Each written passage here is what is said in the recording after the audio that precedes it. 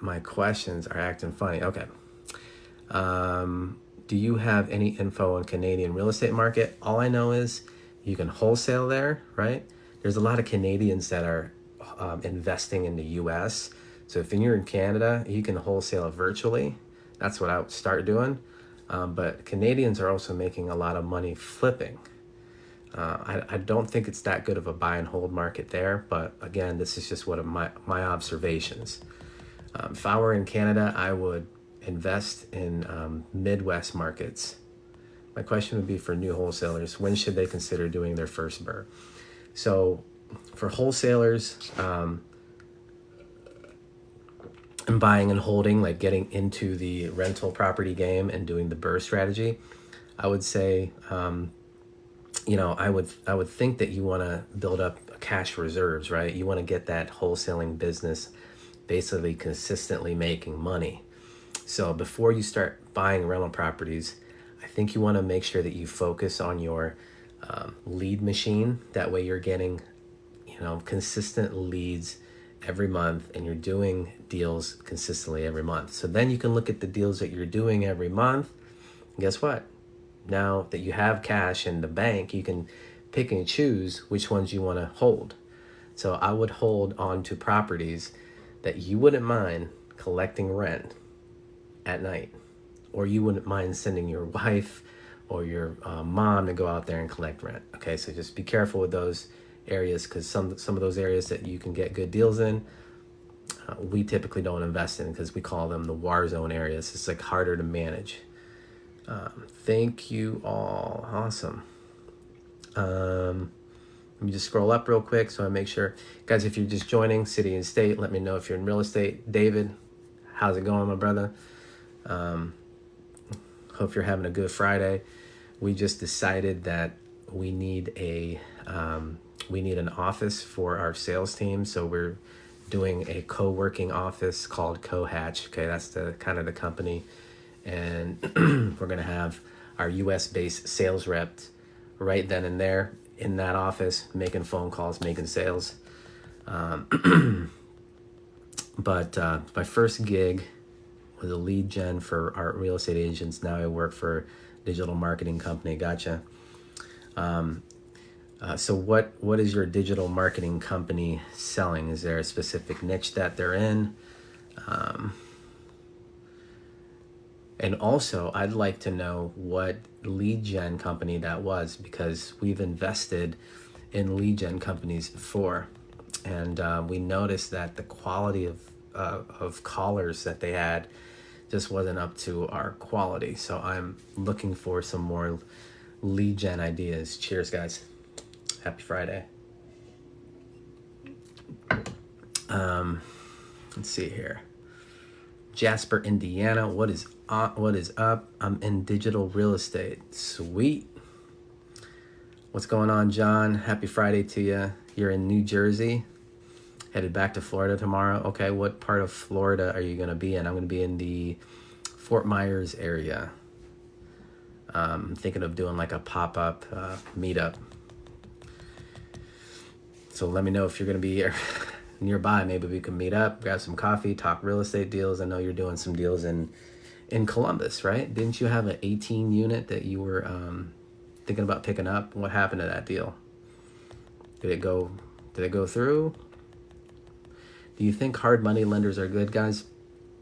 Private money and hard money serve its purpose. I like the private money because I'm in a market where I can get 100% funding, right? I'm in an affordable market.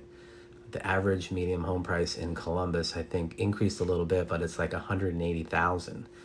And we're like a 2 million MSA. So, I think, with hard money, if you're in a high dollar market like California, like New York, some spots of Arizona and stuff like that, you're going to need to use hard money there, because hard money lenders have more money than private money lenders. So what it could look like on a deal that we're doing, we're purchasing 433 units. We're doing a split of hard money because it's 13 million, right? And the rest is going to be private money. So now we have on the first, it's hard money. On the second, okay, it's going to be private money. So you can use both. Hard money lenders are a little bit more expensive. They're businesses. That's why they're a little bit more expensive. They're not as flexible as private money lenders. So it's a give and take. Now, if it means you making $50,000, $60,000 on a flip and you don't have any private money lenders available, go hard money. Don't say no to a deal because it might have to be pretty expensive to use it. You know what I'm saying? Don't lose out on opportunities. One of the things that I've noticed, kind of like in my sphere, in my circle, is that there's buddies of mine in the real estate game. They're waiting around to get the best deal on private money. Meanwhile, they're losing out on deal flow. You know what I mean? So don't get blinded by paying a little bit higher interest rate. That was actually a question that I had in my private money video. It was like, private money, you got to pay higher interest rate. Well, I'll pay a higher interest rate. It's just short term anyways. I'm going to be making $40,000, $50,000 on this flip, right? So don't get blinded by that. Do you, Fort Myers, West Coast, you're in the East Coast? Okay. Strictly coaches, consultants, and agency owners. We help set up foundations for their high-ticket business. That's awesome. After we sell the property, I need a lender. Where's your property that you're selling? So the 36 unit in Columbus fell through. Okay. The seller sold it to a sophisticated investor, paid way over. Probably had that cheap money, huh, John? Cheap money. New Jersey's in the house. I'm starting from scratch. Do you have any courses on how to start? So we have a course coming up. If you want to do like a pre-order, send me a DM about that. But it'll basically help you get started from nothing, setting up your marketing, your systems and stuff like that, what to say, the scripts that you need to go from A to Z, from start to finish on wholesaling. Okay. So if you want that, send me a DM. I can send you I can basically tee you up to make sure that you're first in line for that. Because we're getting a lot of interest in that, especially in my DMs, guys. There's a lot of you guys that need help. And so that extra course that we're creating is basically how to get started with like no experience. So I would be interested in that course as well. Cool. So just go in my DMs and introduce yourself and let me know who you are. If you can give me a good email address, then we can send you some more info, okay? I bought my first property in our company name. Now we're about to sell it. Then we're looking for a trade line, okay? Oh, credit line. All right, awesome. Well, congratulations, you're selling that first property. Got to get these kids to bed. Have a good night, brother. All right, John, peace. Hopefully we can meet up. If you ever are gonna come to Columbus for deals and stuff like that, let's definitely meet up. And then hopefully one of these times I'm in Florida, we can connect, because every time I'm down there, I'm on the other coast. You're on the West Coast. So let me know, John. Can you tell the story of how you got your first wholesale deal? Yeah. So, man, those were really, really stressful times, man.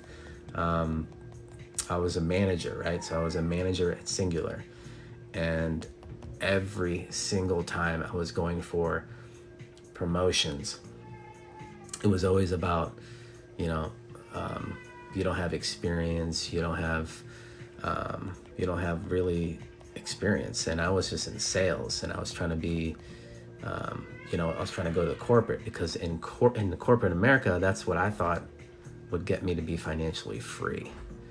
And so it's not the case, So I read a book, Rich Dad, Poor Dad. It led me to on this path of being a real estate entrepreneur and being, my own boss. And it was tough. But what I did All right, what I did was my strategy of getting the phone to ring was bandit signs. And they're cheap, man. You can get like, you can get 100 signs now for probably 180, 190 bucks. But those bandit signs, right? Those bandit signs, that's what I could only afford right then. I mean, I only had less than $1,000 kind of like in savings. So I would go out and get these bandit signs and put them all over Columbus, Ohio. And I was getting all kinds of calls. Some of them were from the city code enforcement. And I'd just be like, look, I'm sorry, I didn't know. I'll take them down. My marketing person wasn't supposed to put them out in the right of way. But all I was trying to do was put it down on like busy intersections so that when people are driving, they'd see the sign and call me. Now, I had a vanity number then, right? And so it was, like 123 cash. RJ buys houses, 123 cash. But it worked, man. It got me my first, motivated seller that gave me their asking price was ridiculous. It was like, they had a family member living in this duplex, and they're like, I just want to let it go. I'm like, okay, well, what are you asking for it? Well, at that point, duplexes in this area were worth $120,000. And she was like, I only want 30. And I'm like, okay. I tried to keep my cool because I knew there was equity there. And I said, well, let me go out and inspect the property. Right. And meanwhile, during this time, I kind of skipped a couple steps. I had a mentor. And messaging with my mentor, getting ready to go to this appointment. And my mentor was like, look, I want you to go in there. I'm already like, I just want to sign the contract. He's like, I want you to go in there and I want you to negotiate that to 20. I'm like, whoa, dude. I mean, she's already given me a good deal. And I was kind of nervous. I'm like, I didn't know what to say. So I basically took his, basically the words out of his mouth. He was like, go in there and say, Miss Johnson, I'd really like to get you 30, but my numbers are telling me that I gotta be in closer to 20,000 because, the roof's caving in. I mean, it was beat up. The roof's caving in. It's been vacant for 8 months. The back door is wide open. People have been, vandalizing this house. There's vagrants probably been in here. And it was a squatter house. People have been in and out of that duplex, And so she was like, 20K? Can you do 22? And my heart was like pumping, and oh my God, man, I was so nervous. And I was like, let's get it signed up right now. So I had contracts with me, I brought my contracts with me. I signed it up. I was shaking. And because I knew there was, over 100,000 or so in equity. And I'm like, I know I can make money on this deal, even though it's a full gut rehab, right? And so I got in a car. I got with my mentor. I'm like, hey, I got it in contract for 22. He's like, my man, And we ended up wholesaling that one for close to 40K. And I mean, I'm telling you, that first deal, when we did that first deal, I'm sitting there in my room. Mind you, my first house I ever bought, I had to give back because I just didn't know what I was doing, guys. I'm a, jump first, build the wings on the way down type of person, right? And back then I thought I was just going to buy this house and rehab it with my dad and my brother, and they had no clue what they were doing either. So no mentor, nothing. And so I had to give that house back, but I got into wholesaling because that's like, what do I do now, But my first deal gave me the confidence. I went back home and, got with my mentor. We sent it out to our buyers list, and it literally sold. Like, we probably should have priced it higher, but we literally sold it in, an hour's worth of an email blast. So that was my first deal. I'm going to do probably a live going back to that first deal because I've been down that street several times now. That area, duplexes are going for $300,000 now. Crazy, crazy. How much debt am I in? So to $20 million in real estate. We've got about, oh man, yeah, we got about like 16-ish million in debt. And then we're also getting in more debt with this bigger deal that's coming up. So, but I like debt, especially if you have good debt. POD, White Claw, 15 years before TikTok. What does that mean? We would have around 20 to 35. We should fix and flip. Start keeping for rentals. You know what? If I think private lending is the best type of debt that you can get into on these fixer-uppers. But again, it's like you got to work with what's around you. So with hard money, okay, you're going to have to put 10, 15, even 20% down depending on who you work with.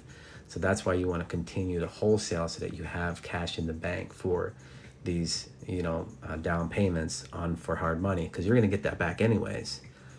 So what's going on, Angie? Is that Angie? Sorry, Angle Sock Man. Sorry, 16 million. Yep.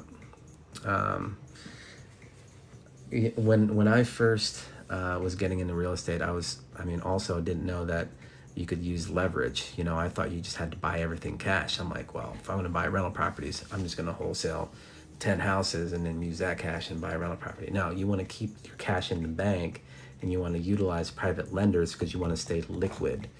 Because when you go do the BRRRR strategy, you're approaching a bank. The bank's going to look at your financials and make sure that you have enough reserves in your accounts. So you don't want to necessarily use all your cash, I need a mentor to start. Awesome. Check the link in my bio. We've got mentoring available.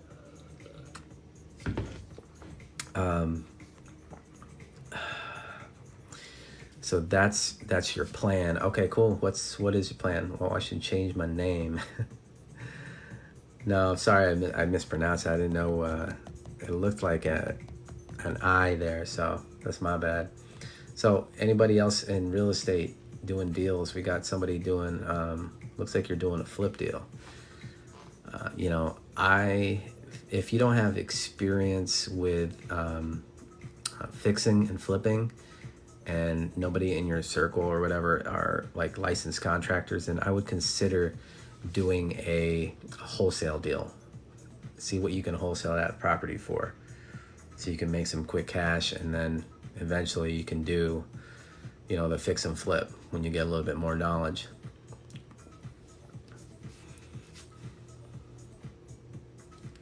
I'm 17. What's the best way to start?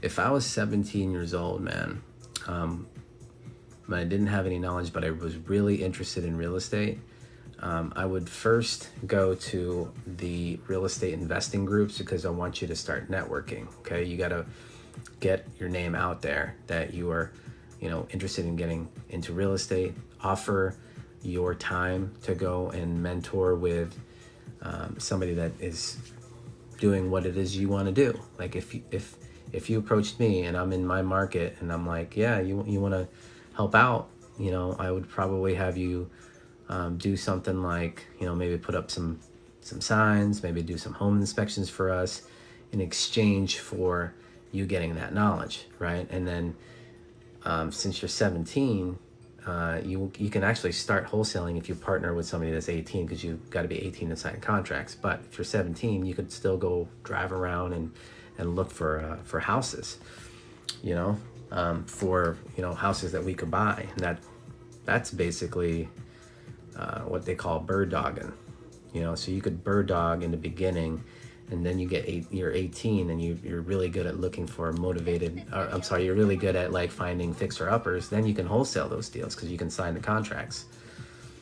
So that's what I would do. And on top of that, there's a lot of free information right now. So continue to invest in your education about the real estate game. And then eventually when you're, ready to pull the trigger, you'll have enough knowledge and stuff. But you can go to the YouTube channel and get a bunch of free info there, okay?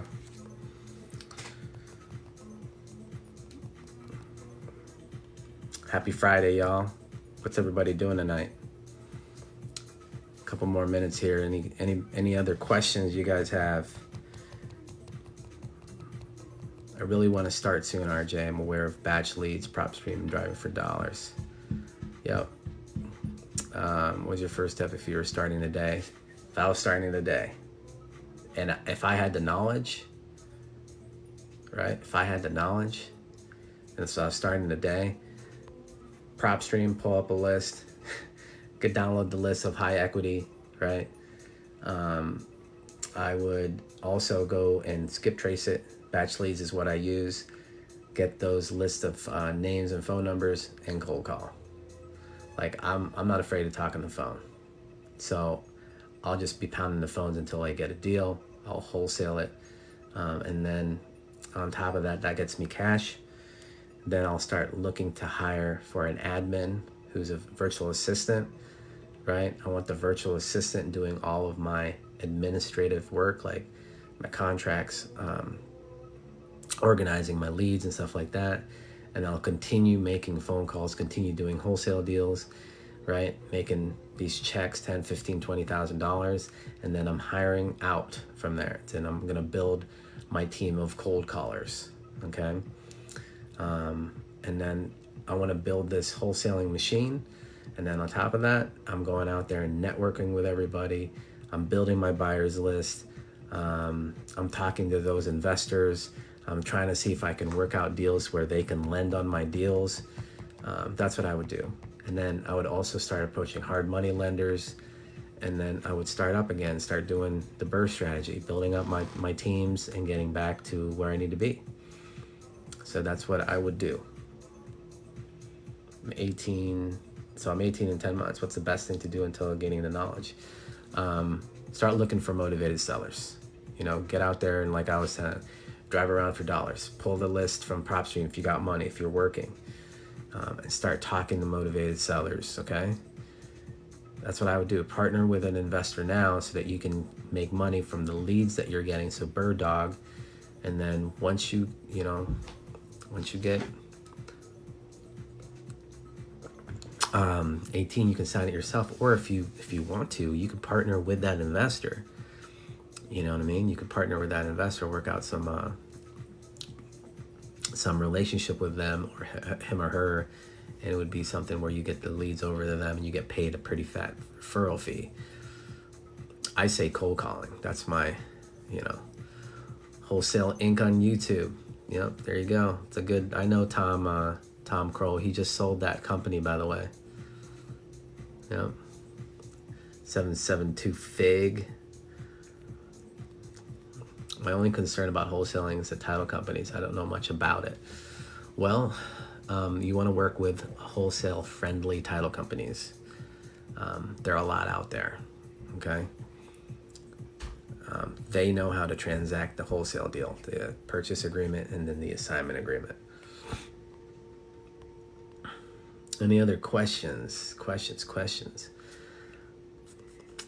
What do you say when cold calling? I have a cold calling script you can download at risewiththecream.com. And if you join our coaching community, you're going to get live cold call recordings from one of the best people that I've ever met doing phone sales ever. And he's my business partner. So if you want to sign up for that, it doesn't cost a lot of money. The link is in the bio. You can actually go to the website right there.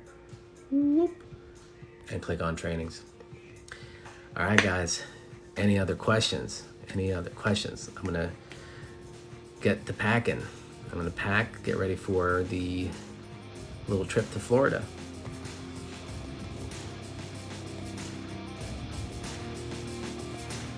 All right, y'all.